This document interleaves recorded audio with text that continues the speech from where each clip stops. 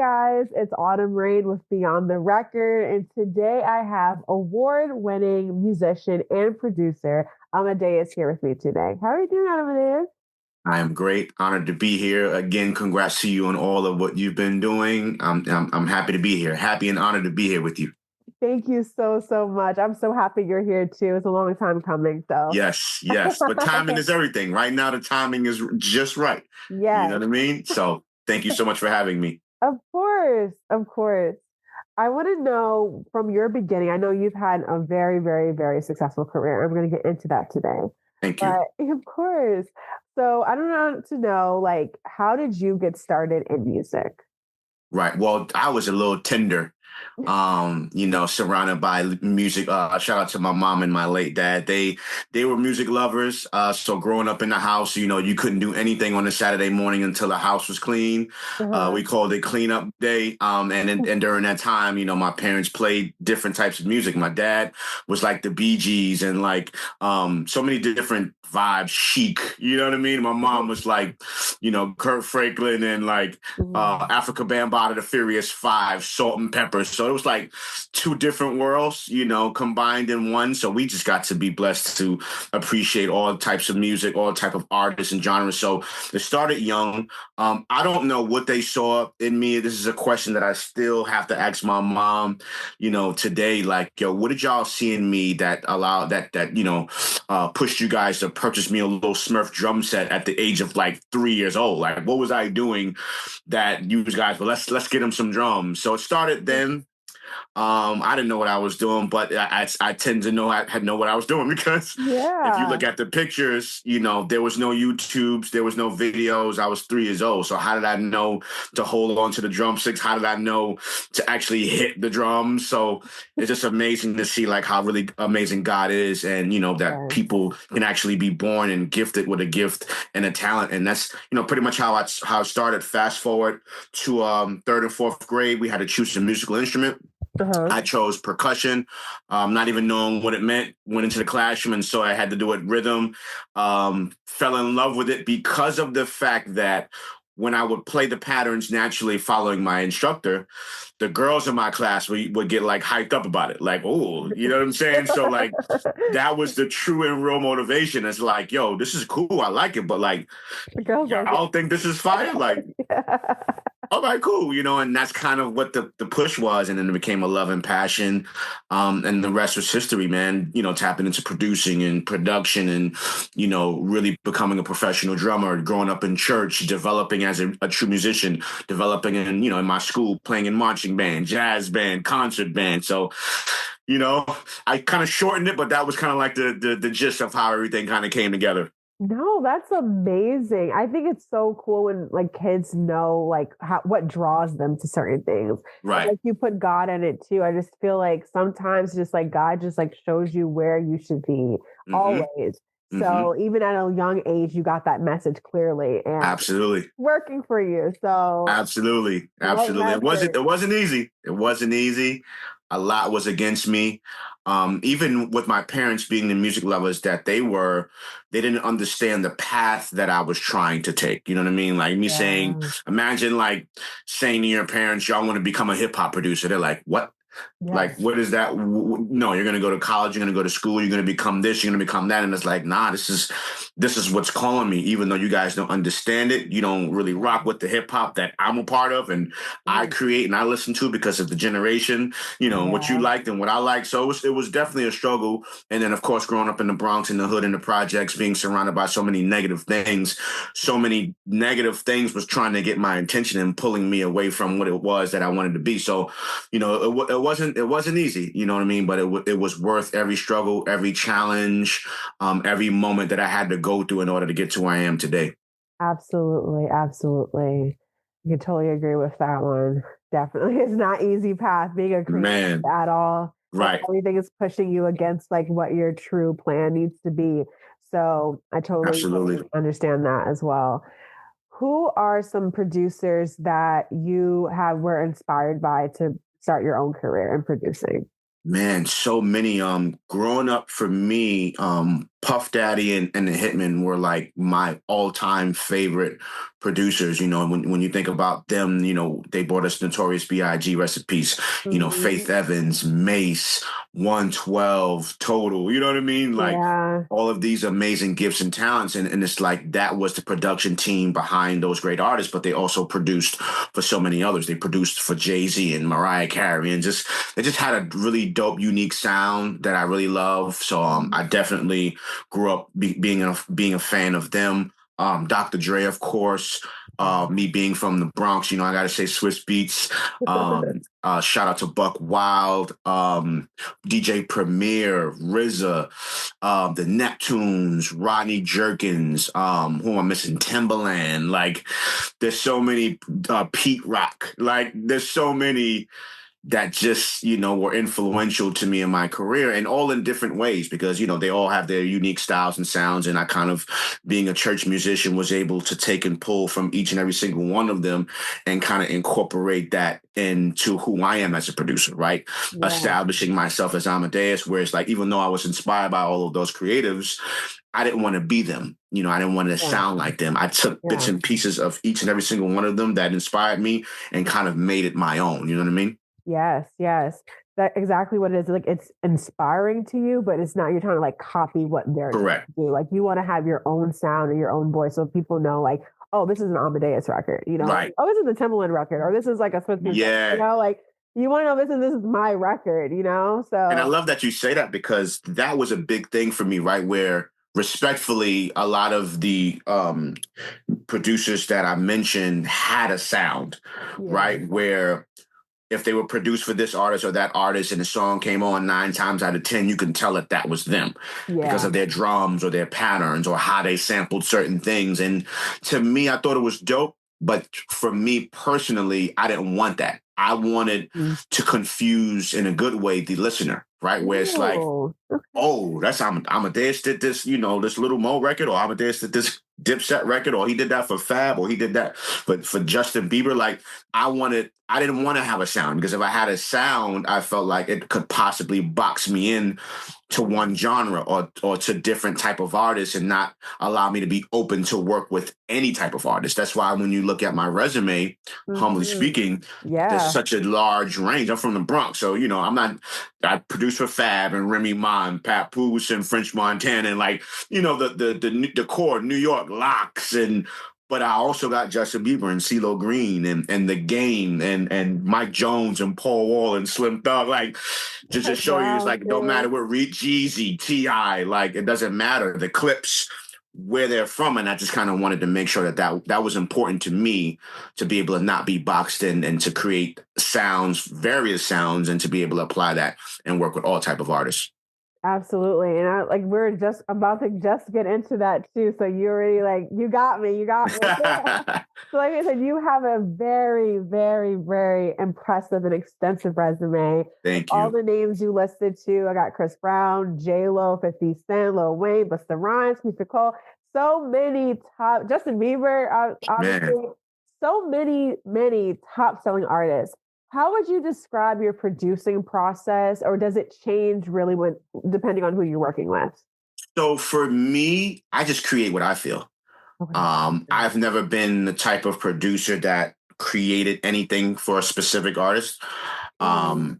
I don't work well that way. And I'm just being honest and transparent to say that. Like, a lot of, there's producers that have their niche where, like a Pharrell Williams, where he'll go into the room with the actual artist and build a song from scratch. Like Mhm. he's fire with that. There's certain producers that are able to do that. That's not my strength. Like, my Mhm. strength is leave me in a room, take the key, throw it away for like a week. Don't say nothing to me. Don't bother me. Don't give me no direction.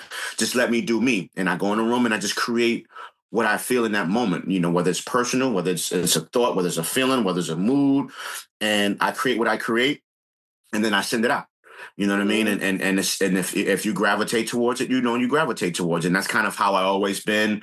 I've tried different things. I've tried other formulas, and it's just you learn what your strengths are, and you go with that. You know what I mean? So I would never allow anyone to make me uncomfortable, or I have artists reach out, hey, let's build from scratch, and it's like, nah, that's not really my thing. I got what I got.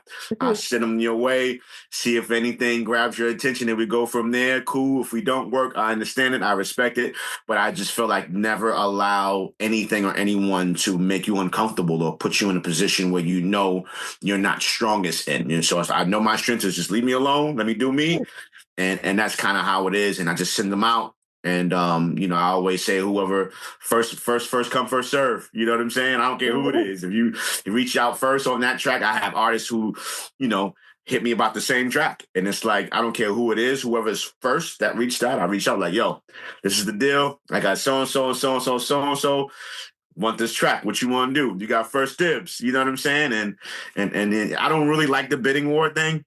Yeah. Because it could just get a little crazy. I just kind of like follow the order of who reached out. You know what I mean? So if the first artist that reached out is kind of like, not really moving his or her feet, and it's like, all right, be right back. I got something over here. They're playing games. They don't know what they want to do. What you want to do? You know what I'm saying? And if you're ready and you got the bag, we out of here. You know what I'm saying? Yeah. So that's what it is, and it's funny because certain artists feel like once you send them tracks, like that is theirs already. And it's like, nah, I don't care if you reached out. I don't care if you started writing to something, if you wrote a song, you recorded. It's not yours until you cut that check. Yeah, Period. And I don't care who you are. Like, it's not yours. You do not own this until that check is cut and the paperwork is signed. Once, and we can hold off on the paperwork. You know what I mean? Just cut the check. Cut the check. It's all you. Take however long you want to take to release it, paperwork, put it out, whatever. But when you cut that check, it's all you. You know what I mean? And that's just how I move. You know what I mean? It's a business at the end of the day. And I think people sometimes don't really respect that. Like, it's a business. You know what I mean? And they try to make you feel bad for handling business. It's like, nah, this is what it is. This is what it costs. Big Bronx Energy, Fat Joe's voice, yesterday's price, not today's price. You know what I'm saying? Yes. Like, you can go over there and spend that. You can go over there and listen. There's levels, right? When you think of food, there's McDonald's, there's Wendy's, and then there's Ruth Chris, and there's Mr. Chow. It's up to you what you want to eat. You can eat whatever you want to eat, but if you want to eat over here, it costs what it costs. That's just like, you're going into Mercedes-Benz. You're gonna have a Mercedes-Benz. You're gonna have a Honda. Both great vehicles. No shot, no pun intended. No shots fired. There's Rolls-Royce, Mercedes, Honda, and Jeep Wrangler. What you want to drive is up to you. But at the end of the day, if you want to drive a Rolls Royce, just know you're going to pay about $300,000. Yeah. You know what I'm saying? And so just get in where you fit in. You know what I mean?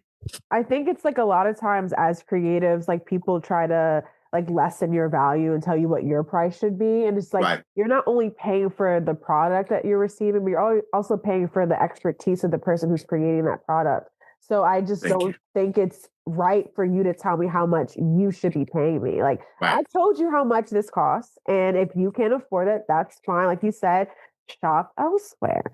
Listen, you can't go into Gucci, Louis Vuitton, Prada, saying, oh, I like this scarf, I like this jacket, I like this bag, and then see if, there's a coupon for 50% off.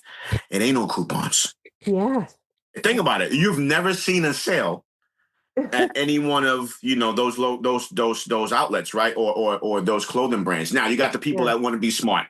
Yes, we know they got the outlets. Some of them.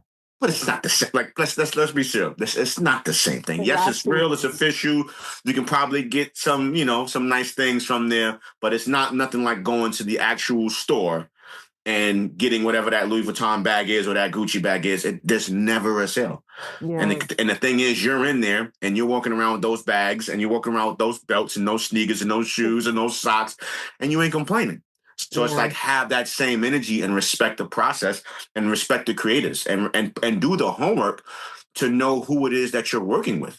Yeah. You know what I'm saying? Humbly speaking, but it is what it is. This is 25 plus years in the game. So it's like, there's, some young producers that are on YouTube, they got your friends down the hall, you know what I mean? That's on their computer doing anything. Much love. Listen, if they want to charge you $20, you can go get that and it's fire.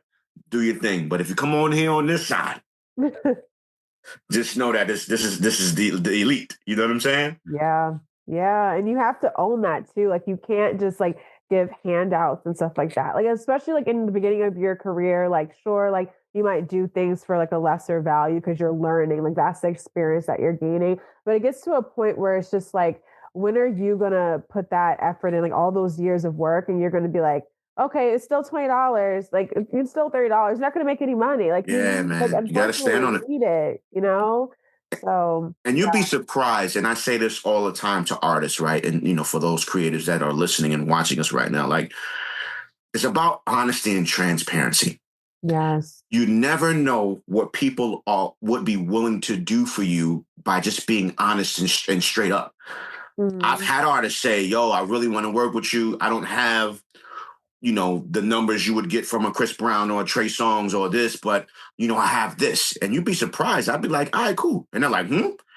Like, because you came to me, you were honest, you didn't waste no time. We didn't start working on no music, and then you'd be like, "Oh, I ain't got no money." Like, you respected me and you respected who. It's a conversation.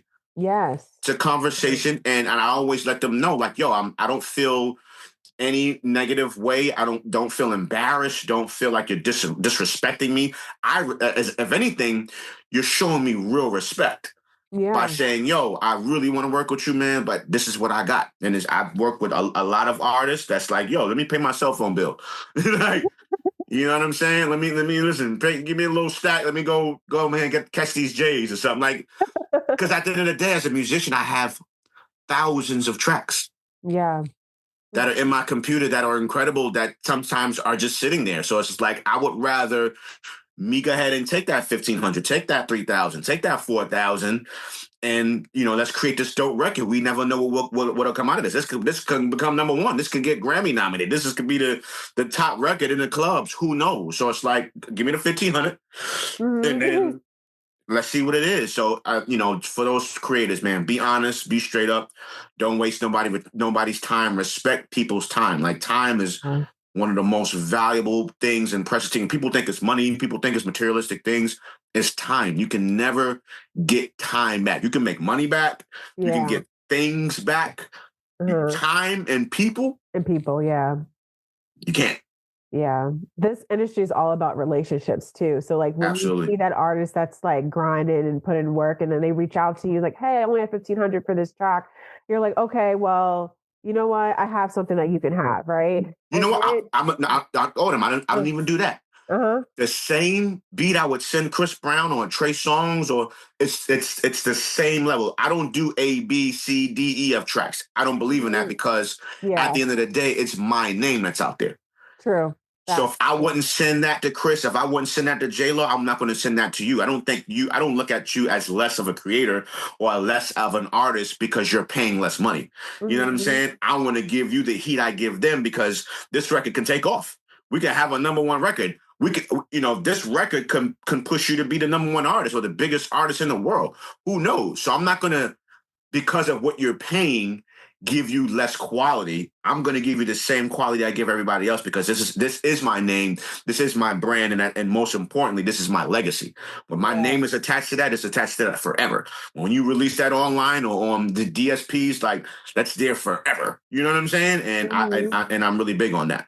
Yeah, it's like the same thing as like talking to you versus like talking to someone who might not even have any songs out on DSPs. Like I Hmm. still put in the same amount of effort, like researching as much as possible as Yeah, I can, it's like to have like a really good conversation with you.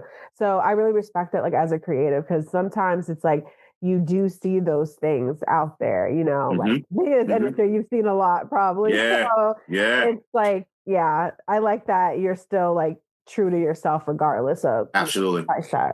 So absolutely. Thank you. absolutely. So what is a memorable like studio session that you've had, or just like a really good experience that you've had in the industry thus far that you haven't, you'll never forget? Oh man. Probably producing the ESPN's First Take theme song, right? that whole situation just was really a very unique situation. I was doing a lot of work with ESPN, scoring a lot of the music. So when you scoring, meaning like when you see ESPN on or Sports Center or various shows throughout the day, and you hear the tracks in the background, like I was producing a lot of those tracks. And listen, man, they were cutting some nice checks. I'll be honest. And like you mentioned, relationships are key. And shout out to Kevin Wilson, the music director for ESPN. I remember him calling me one day and saying, "Hey, I teach at New Haven University, and I would love to bring you in on a panel, to speak to my students." Right? I was living upstate at the time, and business being business, and not knowing schools got bread, I was just like, "Yo, what's the honorarium?" And he's like, "Nah, it's no honorarium. It's just something that I want to do for my students." And I was like, thinking it's about like 2-hour drive. I gotta know it's gas, it's toll. I ain't gonna make no money. I'm like, So I turned it down. As soon as I turned it down, I sat there with myself and like literally scolded myself, like, "Yo, what did you just do?" And it was a moment where I was just like, "Bro, this dude has you all over ESPN. Like, he's put a ton of money in your pocket, and he calls you for a solid, and you tell him no because there's not a bag that comes along with it. How dare you do that?" And I called him right back, and I was like, "Kev, my bad, bro." He's like, "No, it's all good. You don't understand." I was like, "Nah, it's not all good, bro. Where you need me to be, what time, I'll be there to be on that panel." And he was like, "You sure?" I said, "Absolutely." Right. Fast forward, show up through the panel. Panel is amazing. He's like, "All right, I don't have no big budget, but there's a Subway's up the block. Lunch on me." I'm like, "Cool. I love Subways. Cool." Yeah. Go to Subway. We're sitting down, breaking bread. And he's like, "Yo, I got to get this. I'm trying to reach Talib Kweli and Mos Def for this theme song." And he was like, "I can't reach them." I said, "Well, Talib's the homie. Like, my son's mom sings background for him. I had produced records for him already." I'm like, that's the homie. I was like, "I'll connect the dots for you." And I was like, "Who's doing the beat?" And he's like, "Haven't figured any of that out yet." I was like, "I'll connect the dots. You let me do the beat." He was like, "Done deal." Right? Fast forward, connected him with Talib, started working on the record. Some creative differences happened. Didn't work out. Wale is a friend of the show, loves the show. They brought Wale in, brought Stolly, who was also a part of Rick Ross's camp, MMG, brought them in. The song was created, right? And went in the studio, created the song. They wrote the song on the spot, documented the whole thing, filmed it. Boom, now we got the theme song for ESPN. That joint has been in rotation for like the last 10 years, right? Wow. Session was phenomenal. Super dope, super dope. Still to this, like everyone knows that song. Sports lovers, one of the biggest moments of my life. So I would definitely say that. And I told that whole story. I know I was a little long-winded, but I told that because I wanted people to recognize and understand how important relationships are, which is what you mentioned earlier. And when people look out for you, man, you gotta show love in return. Like, it can't always be about the bag. It can't always be about the dollar. Yes, it's a business, but if there's a relationship that has been built where they've cut you checks already, where they've created moments and opportunities, you have to recall those moments. And if they need something on the love for the strength, you definitely make it happen. Because if I would have never did that, accepted that panel, pulled up, speak to those students, not be bougie, go sit down and eat in Subways. You know what I mean? Now we got to go to Ruth Chris, bro. You know what I'm saying? We got to go. If I didn't do that, that whole situation would have never happened. And that became probably one of my biggest moments in my production career. You know what I mean? So thank you for asking that. And I, like I said, I got a little long with it, but I wanted to share the whole story so that people can see, how that could have just turned out in a different way. You know what I mean? Absolutely. Absolutely. I think about the same thing with connecting myself with artists. Like sometimes just like, oh, like this is an artist I've never heard of. Like, I just feel like you just can't have like that mentality. Like, it doesn't matter. Like, as long as I like the music, that is like my only criteria. Yeah. I just can't fake when I don't like someone's music. I have a very like bad like poker face. Like, I just like I can't, I'm really bad at that. So just like as long as I like the music, I really don't care like how many followers you have, like whatever. It doesn't matter. As long as the music is good, like we're cool. So I love that. I love that. And I'm sure they appreciate you for that, man. And like I said, you can be interviewing the next big thing. You know what I mean? And they'll never forget you for that moment. And when they do arrive and become that huge artist, it's like, yo, I remember Autumn looked out for me, man. So whatever she need, you know what I mean? It's a done deal. All those exclusives, like, you know, they'll, you know, if they good people, they'll circle back. Absolutely. Absolutely. What are three songs from your discography that you want fans to listen to get to know you better as a producer? That's a great question. Not no one has ever asked that one. Wow, that's awesome. Thank you. Sheesh. I would say, wow, probably, man. Because I know you have so many different artists. I know it's super hard for you, but That's good. you gotta know. Take your time. Literally. Yeah, that's good. That's a good one. That's a good one. I would say, wow. Probably Take 'Em to Church, which is Cameron and Joel Santana. Dipset, shout out to Dipset. It was a diss against Mace. I don't remember when, you know, they were kind of like beefing and Mace kind of like, you know, went to church and became a pastor and started preaching. And so it was a diss record towards Mace. I feel like it was definitely a pivotal moment in hip hop, especially from a battle rap scene and a kind of a diss record scene. And now we look, you know, fast forward today, 2025, they have a show together. They're like the bestest friends. Like, you know what I'm saying? That's why you don't get it. That's why you mind your business and you don't get involved in people's stuff. You know, you just never know how things pan out, man. Stay neutral, stay out the way. So that I would say it's a great question. Probably use the ESPN First Take theme song again. Because it's definitely a dope moment. A mixture of live instrumentation, hip hop, just a dope vibe. You know, not too hard, not too soft, kind of in the middle right there, and you know, leaving room for the artists to do what they need to do. So I'd say that. Probably a toss up between J-Lo, Same Girl. Me being from the Bronx and not being like the queen of the Bronx and having that moment to create together. And probably, man, probably Justin Bieber's Christmas Eve. Really dope R&B record. When you think of Christmas songs, you don't think of it being like sexy. You know what I'm saying? You don't think of it, you know, kind of creating the mood for you and your queen or you and your partner or your spouse, like, and just kind of cuddling and, you know, getting a glass of wine and thinking of Christmas Eve in that manner. You think of Santa Claus and the toys and the kids being asleep. You don't think of it being a vibe, a sexy vibe. So I'll probably use that, you know, and I know you named three, and that's, you know, as me as a creative, you know, we hard-headed. We don't like to follow rules. If you say go that way, we go this way. So kind of threw four in there. So I appreciate you for letting me be me and be annoying and not listen and do whatever I wanted to do. So thank you for the pass right there that you allowed me to have. Absolutely. I love that song by Justin Bieber. When I saw that on your discography, I was like, oh my God, that's so insane that you did that track and now I'm here talking to you about it. Like, man, this industry is so crazy. Love that. That's so dope, man. And it's so special because Christmas Eve happens every year. Yes.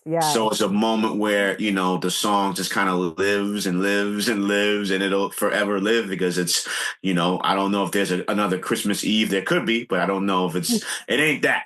You know what I'm saying? So shout out to Justin Bieber. Shout out to Chris Brown.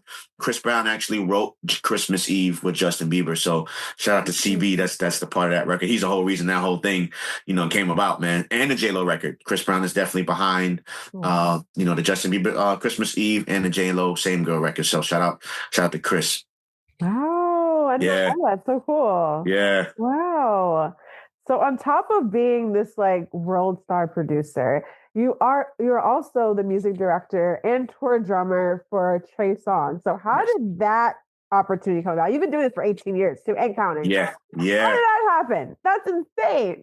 We were in the studio and shout out to Mike Jones. And there was a record we were doing called, oh man, I forgot the title. Don't kill me, Mike and TREY. But I forgot the title, but it was a record we were doing and TREY was on the hook. And we was in the studio. We were in Houston. Mike flew us out and we all was in one room creating. And there was a drum set in the corner and I kind of saw the drums and I mentioned to both TREY and Mike, I'm like, yo, I'll play drums. And they laughed like, putting on drums. I'm like, bro, I'm a whole church boy, man. You have no idea. Like this production that you're loving, it all started with me playing drums first. And Mhm. I mentioned it. They thought it was the funniest thing ever. And I just said it in the same breath. I told Trey, I was like, bro, the music you're making, this is Trey's first album out. Got to make an album out. He fresh out the gate, braids, like, Yeah. young king, and I'm like, bro, you're going to need a band, man. You making real soulful music. You're going to need a band one day. When you need a band, call me, right? Finish the song. Everybody went their separate direction. I went back to New York. I think Trey was living in Atlanta at the time. Mike was already in Houston. So boom. A year later, I get a phone call like, yo, you ready to put the band together? And I was like, hmm? And it was like, yo, Trey, his manager at the time, shout out to Delonte Murphy, was like, yo, Trey, once you mentioned putting this band together, Mhm. all type of people reached out. I had people in mind. He was like, but you were the first one to mention putting a band together for him when y'all was in the studio. And I thought that was one of the realest things ever because you know how this game is where Oh. people talk that talk, but he put the phone call out and I didn't know what I was doing. Never put a band together, just put it out there. Mhm. And the rest was history, man. I called up some of my brothers that I played alongside in church and we did one show. One show turned into another show. Another show turned into another show and another show. And next thing you know, we were on tour and, literally never came back home. You know what I'm saying? It was just like, yeah, of course we did, but you know what I mean? Yeah, Like yeah. he was just on the move and he was just the hottest, one of the hottest R&B artists in the world. And tour after tour after tour. We opened up for Jay-Z. We opened up for Usher. We opened up, we co-headlined with Nicki Minaj. He did a bunch of his own tours. We introduced the world to Big Sean on our tour. We introduced the world to Miguel on our tour as they were the opening artists for us. Elvana opened for us. We did a co-headline tour with Monica. Like, we was out there in them streets. Uh-huh. You know what I'm saying? We did the BET 106 and Park tour with Day 26 and like Mario and like, yo, we was in those streets, man. So shout out to Trey for giving me a chance with not having any experience. It was an opportunity for us both to grow and learn together. He never had a band before. I never put a band together. So it was the perfect, marriage. And, here we are 18 years later, then been all across the globe and back a few times, man, rocking stages around the world. So I'm grateful. Yes, that is amazing. Oh my God. Like, there's so many lessons too within that story that you told because it's Yeah. relationships. It's like you said, like people circling back around for you, but it's also like putting yourself out there and putting your Mm-hmm. talent out there. If you would have never said, like, checked out that drum set, they'd have been like, nah, man, you joking. You playing Right. games. Like, you don't know what you're talking about, Yeah. whatever. But you Yeah. saying that, and then you having coming up with the idea for the band, and then now them circling back to you because you have a good relationship with them, like all of that encompassing created these moments for like almost over 2 decades. Like, Crazy. and Crazy, man. It's a blessing. And he just celebrated 20 years, yeah. with the Gotta Make It album. And we had a show that we did here in New York and Queens for the Rise Up New York City, which is by Mayor Eric Adams and his team. And it was crazy being in a Queens park celebrating 20 years, us knowing that we, contributed 18 years of that as his band and just seeing a crowd of 30,000 people, stand out on the lawn and cheer him on and celebrate, man, was a legendary moment, man. So I'm just grateful to be a part of his journey. Again, grateful that, he chose my brothers and I and to rock out. And we call ourselves the TREY SONGZ'S experience, man, because when you pull up, it's an experience you're going to get. You know what I mean? So I'm feeling like there needs to be like a tour or something because needs to happen. Okay, I'm just gonna put it out there. Yeah. I know what you're doing. He Okay. when we did that one show, he was like, he kind of started throwing the word around. So I'm gonna leave that at that. You know what I'm saying? Okay. But Fine. you heard it here first, or Yes. did you hear it here first? Yeah, I didn't say nothing. Autumn said it. You know what I'm saying? Yes, I love it. I love it. I love it. So in addition to being a musician, you're also an author. So Yes. you have the children's book, The Story of Amadeus, and The Beat Goes On, that tells about your musical journey. So how important was it to tell your story in this medium? Yeah, so I go around to the schools, speaking at schools, hosting assemblies, pushing and encouraging kids to chase and live their dreams like how I'm doing, regardless of the circumstances, regardless of life and the challenges that you may have being from the hood, just not allowing yourself any excuses of why you can't be successful and great. Mhm. And for me, when you walk into an auditorium, it could be 300, 500, 700, 10 kids. And sometimes not everybody is able to focus and pay attention and walk away with the jewels and the gems. And I said, if I can create something where even though I'm hosting these assemblies and I'm pulling up to their schools, if I can leave them with something tangible that they can refer back to in regards to myself and my story and my journey, I think that will be dope. And I'm like, I'm not really a big reader, and I'm not saying that's a good thing. Just being honest, I'm Yeah. not really big on reading books. I'm more of a visual person. I like to see things, so I watch film and documentaries. If you want to teach me something, show me it. You know what I Mm. mean? Not put it on paper. Like I don't really receive well. I have to see it. So for me, it was like, what would make me pick up a book as a person that's not that's not their thing. And so I put Mhm. pictures on each page. The book is 26 pages. It's Mm. right straight to the point. It ain't long and drawn out, and it's enjoyable. You know what I mean? And it's actual pictures of myself as a child, as a kid, as a baby. Not like anything drawn, or it's my actual pictures that I went through and looked through the photo albums with my mom that she put together for since we were kids, and it are actual pictures of myself in the book. And that's what it was. I'm really excited about it. Special thanks to the co-authors, Trina Stackhouse and Lynn Hobson, who I've created this book alongside. We did it during the pandemic. Perfect timing. We all had to sit our behinds down Yeah. and be still. So it was no excuses of why we couldn't get it done, because there were no distractions. There were no tours, no shows, no nothing. So we got it done. Really excited about the product. And it's amazing. And I'm grateful to say that hundreds of kids throughout New York, throughout, the world, have this book in their possession. And, the legacy continues and the work still continues. Yes, I think reading is like so important. I know you're honest Yeah. about saying like you don't like reading or Yeah. whatever, you don't read that much or whatever. I'm It's trying. I'm really fun. trying. I'm trying. I'm trying. I'm trying. I'm gonna send you Trying some to get better. recommendations now because I got you. I got you. I haven't read that much this year, but like last year, I was able to hit my goal. I read like 20 books. So I want to do that again. Like probably can't do Wow. this year, but like maybe I Wow. can get to 10, but I'm getting there. 20. That is fun. Let's pause and stop to congratulate you. That's phenomenal, especially as a Black queen, because they Thank they say, but you. if you want us to know something, put it in the book, because we ain't gonna pick it up. You know what I'm saying? So shout out to you for doing that, man, and just that's fire. That's motivational. That's inspiring to me. Thank you. Thank you. I think it's just like it was easy for me because I was like watching TV or whatever before I went to Yeah. sleep. But instead, I was just picking up a book instead. So that hour before I went to sleep, I was just reading and just kept going and kept going, kept Mm. going. So that was my little like, I'm gonna challenge myself because I'm TV master. So yeah. I'm gonna challenge myself and be like, you know what?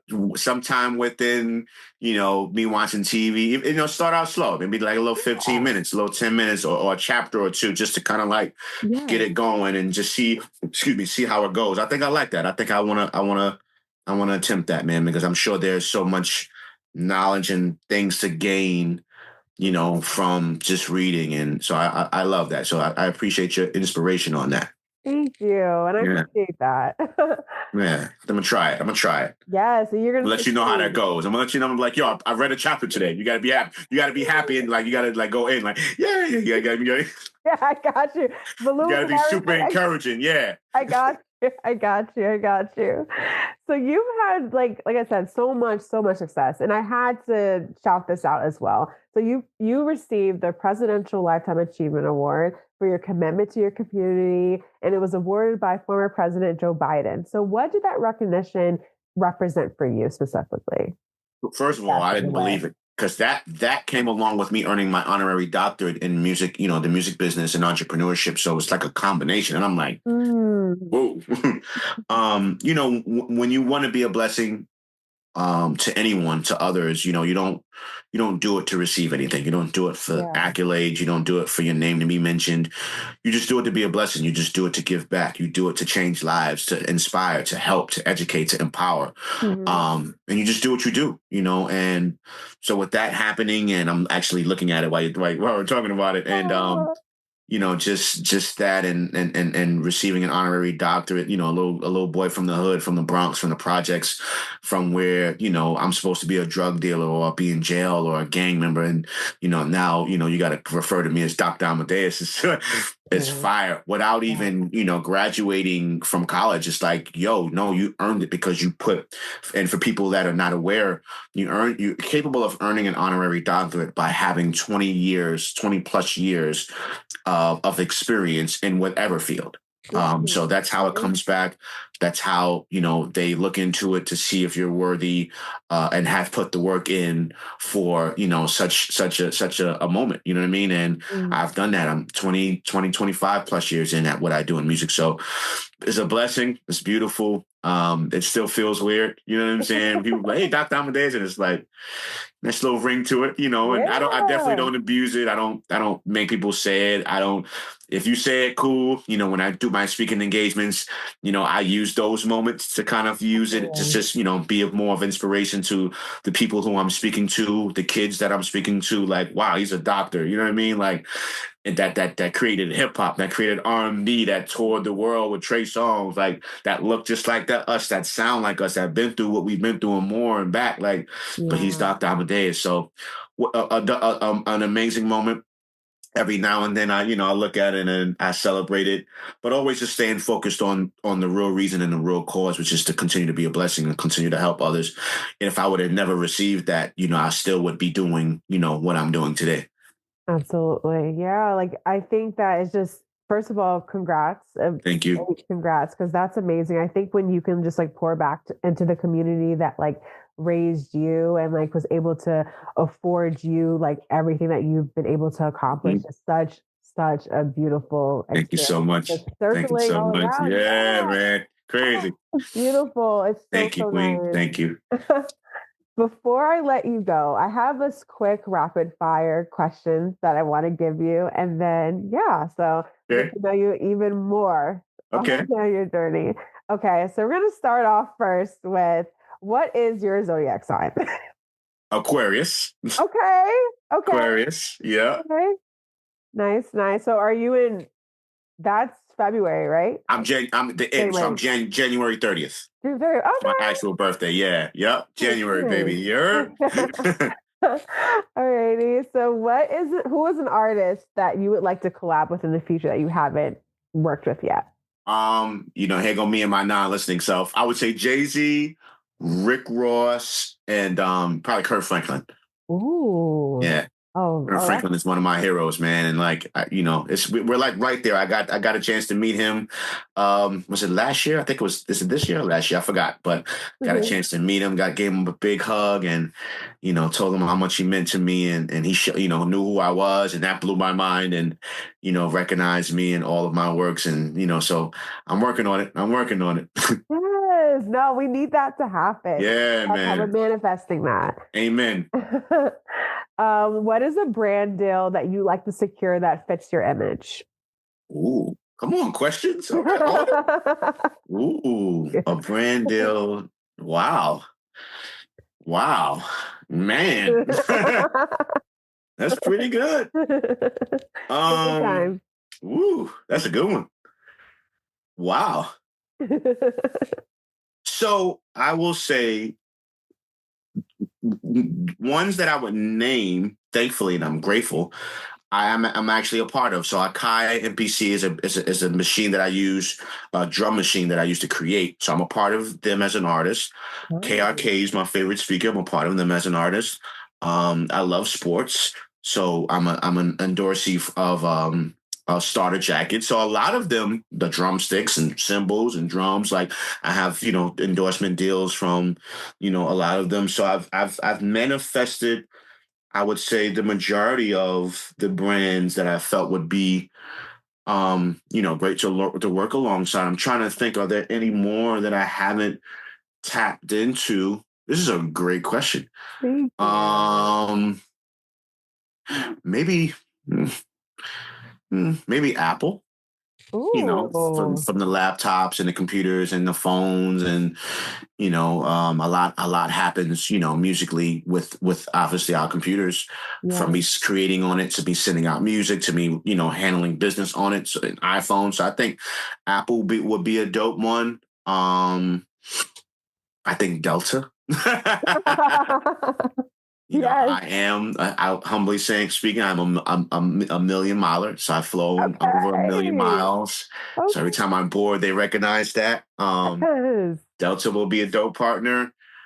Probably like, I love synths. Mm. So maybe, teaming up with like a brand, a cologne brand, or, because I feel like it's very important just in life to just smell good. You know what I mean? Yes. Like, so, you go into a business meeting, you go into to perform and you do a show and people get a whiff of that scent. I think it's a powerful thing that can help even create more opportunities and ventures, just off of the fact that, oh man, Ken came in smelling amazing. We got to sign him. You know what I mean? Because everywhere he gonna go, he gonna represent us and he gonna smell good. You know what I mean? So, Yes. I would think, oh, that's a great question. It's a Thank great question. you. Love that. Love that. Thank Love you. that. And I love that you already came with your own brand deals already. Like, yeah, Yeah. I'm with that. Yeah. Yeah. But the sense part too, like as a woman, we remember. So like men, get your scent game up, okay? Please. Like we remember. Works Yes. magic. Yes. A good Works magic. cologne goes a long way. So yeah, best in that. Just be sure, men, fellas, just be sure to shower first. Please. Lord Jesus. Put it on deodorant and lotion. Yes. And then as you can see, my fingers are well, they're Manicured. cut, they're clean, there's no dirt under there, they're shiny. Please. Like, people, you take care of yourselves, man. I know you hustling, I know you're trying to get to the bag, but take care of yourself in the process. Even from a mental state, go to the gym, go to therapy, speak to those you love. Like just, I had to throw that in there, Queen Autumn. I had to, you know what I'm saying? Thank you. It's more than the surface. It's more than the Talk to surface. them. Yes, yes, yes. And do it for yourself too. You should want to show up for yourself Yeah, in that way. yeah, Don't do it for a partner. Do it for absolutely, you. And let absolutely. your partner appreciate the fact that you want to come as your best self. Okay. Yes, Like, love that. You're right. You're right. You're right. who was your teen celebrity crush? Uh, you said one, so Foxy Brown. Ooh, no. Foxy Brown. I had Foxy Brown hung up in my locker when I was in school. Yeah, the Il Nana album. Yeah. A little spicy, but no judgment out there, please. Thank you. No, we're not judging. We're not judging. Man, spicy. That was a spicy poster. So, who is an actor that you would love to play you in a biopic? Ooh, that's fire. That's really good. Man, I feel like I have one for you. you do? I won't share until you share yours, though. So, So my favorite actor is Denzel Washington. yes.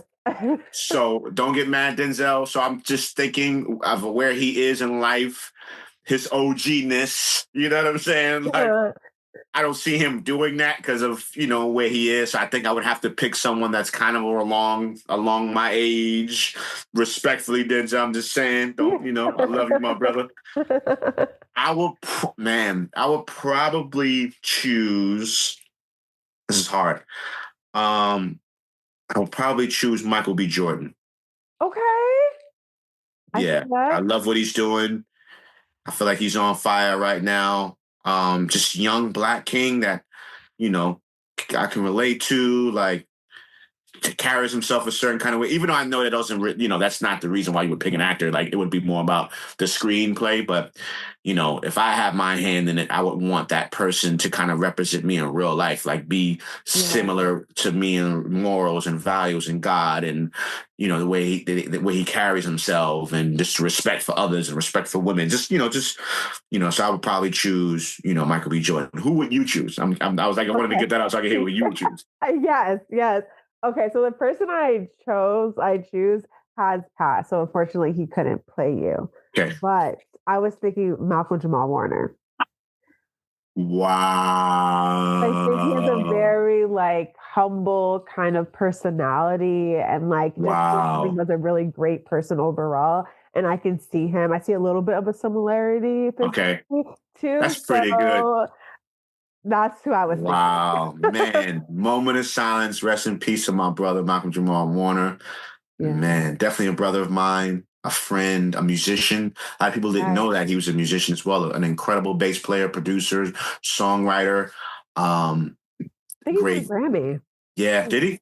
Yeah, I think he Oh, did. that's awesome. That's Yeah. well deserved. Amazing. Amazing. But, great actor, all of those different things. But most importantly, a great man, a great king, Yes. a husband, a father, a brother, a son, a nephew. You know what I mean? I love that, man. The great, you see, you trying to get me all emotional. Us Aquarius, we're very emotional beings. So you gotta be careful, man. I can't be on here crying, man. I can't be on behind the record crying, man. We hold it together. That was beautiful, though. That was awesome. Shout out to Malcolm Jamal Warner. May he rest in peace in his legacy. And I watched him growing up. My family, we watched the Cosby Show Oh, faithfully yes. every night. Like that was a treat to us where Oh, every night we watched that show. You know what I mean? And it's crazy to be able to show your kids that show. Like so my kids know the show. Like, yo, this is what I used to watch when I was your age, and so that they know who he is as well, man. So such a blessing. I love that. I love that. yeah. That's Great amazing. job. I thought. Yeah, of course. Of course. Great job. That was well thought out. That was well thought out. Thank you. Thank you. What is an album that you love to listen again for the first time? Man, pretty good. Thank I you. would say, whew, whoa. I would probably go with Life After Death.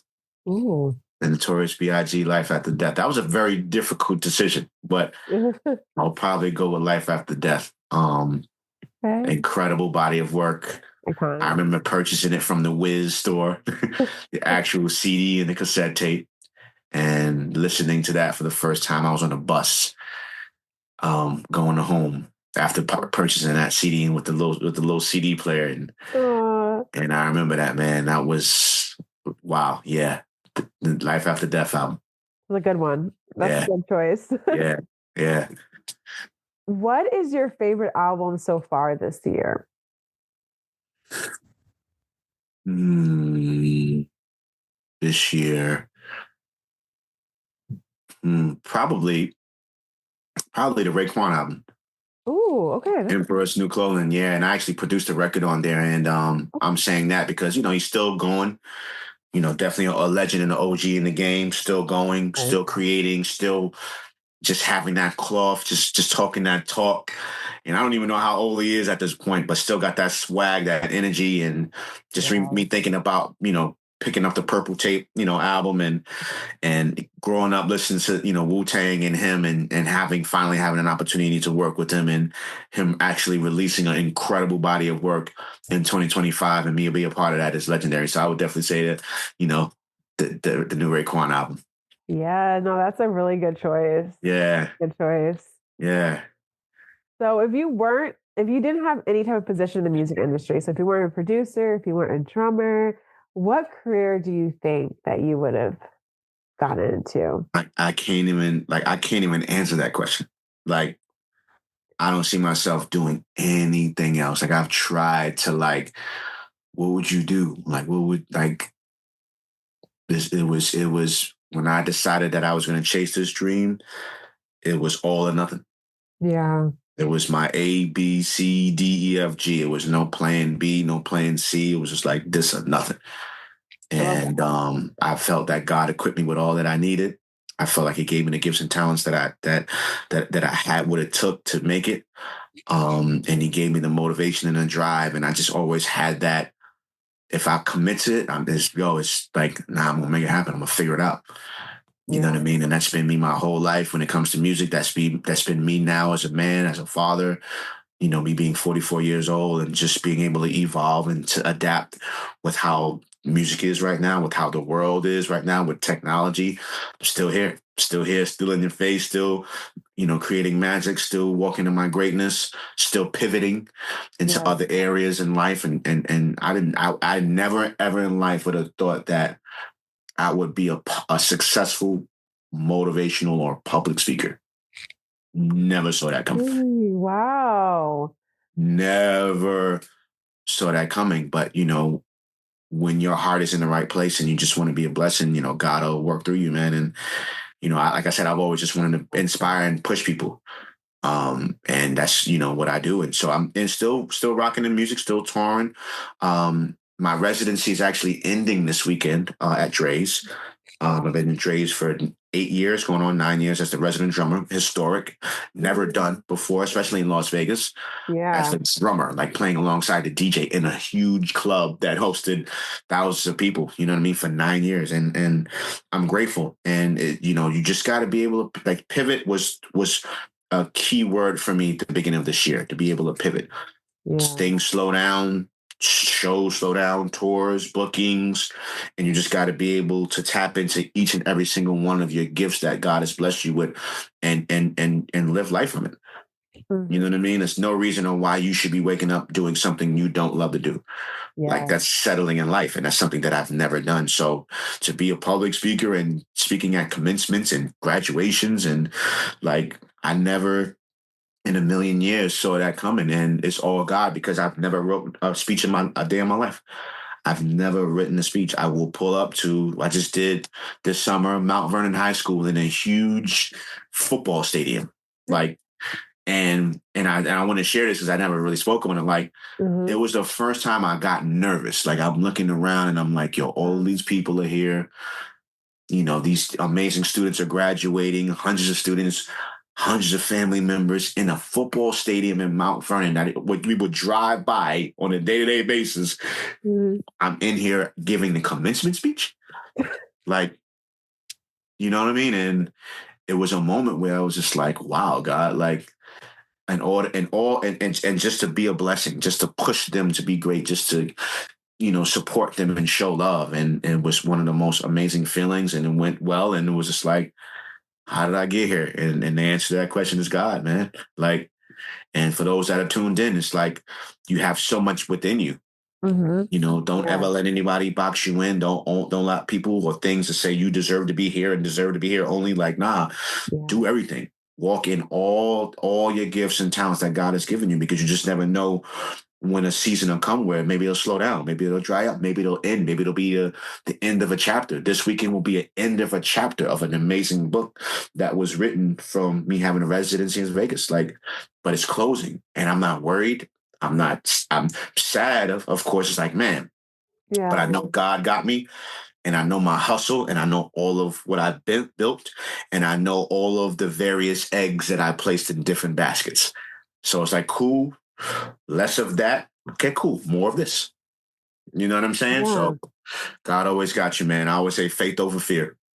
Yes, absolutely. I think when you're talking about the commencement speech too, it's like you were nervous, and I feel like that's honestly a great sign. It just But shows I that never do. I'm never nervous. Like, see, never. yeah. No, like, for no shows. When we did the show with Trey, like, I think I played in Australia. Rest in peace, Fat Man Scoop. We had a show in Australia, and there was 88,000 people out there. And he was like, "Are you scared? You nervous?" I was like, "Nah, bro, I'm hyped." Like, because they're just watching us do what we love to do. Yeah. We've been in rehearsals. We worked hard. We put the show together. We studied. Now it's Ready. time to show them what we got. So I'm hyped. Exactly. So yeah, so it was different. It's like, this ain't a show. This ain't me playing drums. This is people lives. This is people, graduating from high school and entering into the real world. So, like, I want to be able to say something that's inspiring to them, something that they can walk away with, that can help them in the near future as they take on the world. Like, they're the future. And Yeah. I want my words to mean something to them. I want to say what I need to say that's powerful and impactful. You know what I mean? And I was like, I don't want to let them down. Like, that was the Yeah. whole thought process. And it was just like, all right, well, it is what it is. God, you got me. This is what we do. They got me here for a reason. They believe in me. They trust me. So go do what you do. And it's like a blur. You get up there, you up there for 10 minutes, 15 minutes, whatever. blur. You sit down and all you hear is claps and people saying, that was amazing. And you have no idea what you said. But that just shows how much you care too about Right. it. Because a lot of times these commencement speakers, they just don't really care, and you can tell from that. Yeah. And I just think, like you said, like you are just someone who cares a lot about your community, and like that poured into those students as well. I'm pretty sure of that. Right. Well, Man, God is amazing. yes, he is. He is. It was such a great time speaking with you. But before I let you go, I want to know, what can fans of your work expect next from you? I always say stay tuned, right? I don't like to talk about things too soon or Yeah. throw things out there, man, and somehow a monkey wrench get involved and then it changes, so I just always say stay tuned. I want whatever God wants for me. Yes. So that's, obviously producing, which is I love, that's performing, which I love, that's, inspiring the youth and the young generation, which I love, and just empowering them and doing what I do. So I'm whatever God is with, man. And stay tuned, follow me on IG, because, obviously that's like, where you share with the world what you got going on, what you're doing. So follow me on there. Of course, it's Amadeus PBM, Amadeus PBM. Website is IamKingAmadeus.com to keep updated on whatever I have going on. And, it is what it is, man. And the reason why we're here, I want to give a big shout out to Cookie. Yes. Compulsive Magazine. I'm on the cover, and of course I go sit down and don't have the book. It's all the way over there. You know what I'm saying? It's like, shout out to Cookie and Compulsive Magazine for allowing me to grace the cover for the July 2025 music edition. I've graced inside of the magazine a few years ago, and I told Cookie, I was like, Cookie's the boss lady. I was like, listen, one day I'll be on the cover. And she's like, keep working, keep working. Yes.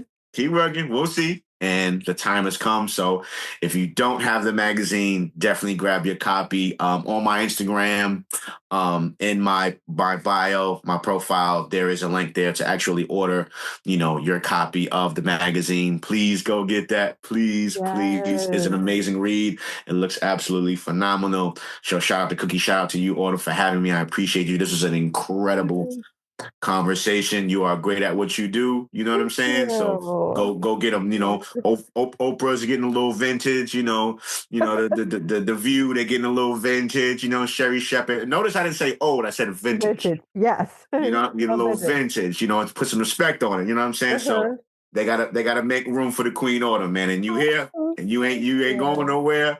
You know what I'm saying? So I'm excited to see what God has in store for you, moving forward. So thank you for having me. I appreciate you, Queen. Thank you so much for coming here and sharing your story. I learned so much, and I think everyone listening will as well. Like, just to have that inspiration, I think everyone needs that reminder that you need to just keep going and believing in yourself. So I'm so happy that you were able to tell all the listeners today of that message, because it's really important to me as well. And thank you so much.